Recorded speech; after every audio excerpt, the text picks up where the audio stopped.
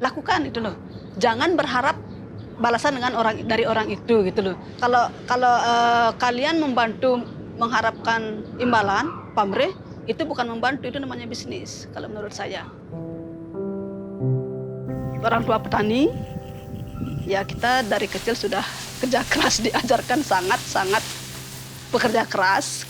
Orang tua saya sangat disiplin, jadi kita harus bangun jam 5. Kita harus bersihin kandang babi dulu, masih makan babi, baru bisa sekolah. Karena diajarkan sudah disiplin dari kecil. Jadi sekarang ya sangat berguna sih. Cuma tantangan untuk mengumpulkan 1 ton beras. April 2020, di mana saya dapat 1,4 ton beras saat itu. Dan per hari ini saya sudah membagikan beras lebih dari 45 ton di 46 desa, di 24 panti asuhan di Bali. Yang menjadi sasaran saya yang kayak tadi itu, yang lansia yang tinggal sendiri, yang tidak produktif, itu yang saya bantu kebanyakan, dan juga yang cacat. Intinya membantu mereka sih, dimana setelah saya melakukan semua ini, saya merasa ya pastilah lebih bahagia lah, lebih bahagia. Karena kan kebahagiaan tidak bisa dibeli. Juga saya merasakan apa yang mereka rasakan. Saya pernah merasakan apa yang mereka rasakan. Ya, keranjang dari bambu. Kalau untuk makan cukup nggak? Belum lagi anak kan. Dan lansia itu juga kebanyakan mereka tinggal sendiri. Walaupun punya keluarga atau anak, ya juga keluarganya, anaknya juga kurang mampu, yang tidak bisa mensupport dia. Mereka cuma numpang di lahan orang yang bikin kayak rumah temporary gitu. Walaupun petani kan, petaninya bukan tanah milik mereka. Dia kerja untuk orang lain kan. Seberapa kan tidak banyak mereka dapat gitu loh.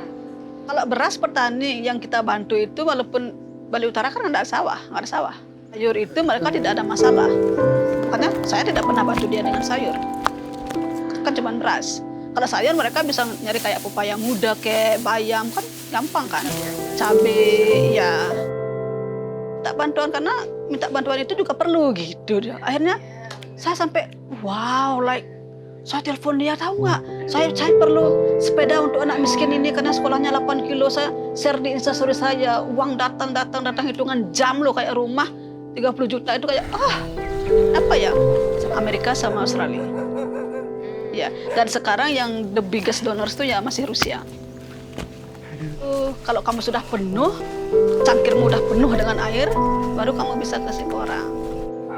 Misal itu sebenarnya kayak saya nggak bisa bantu dia dengan uang saya sendiri. Jadi saya bantu dia dengan skill saya.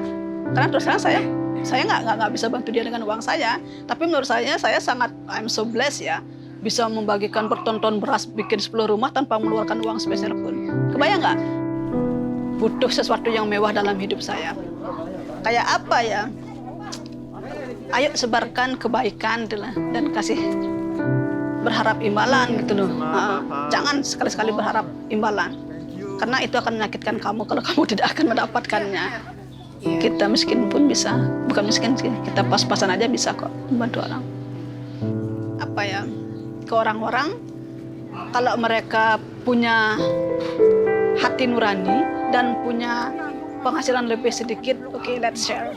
Ya, karena saya sudah terbukti banyak sih anak-anak panti asuhan yang saya dulu, yang 15 tahun yang lalu saya bantu, mereka spoil me banget saat ini. Yang ada tinggal di Australia, kayak gitu. Karena saya memang tidak pernah berharap imbalan loh ya. Karena menurut saya, semakin kamu memberi, semakin banyak yang kamu akan dapatkan. Dan itu terjadi dalam hidup saya saat ini. Hidup saya berkelimpahan lah ya.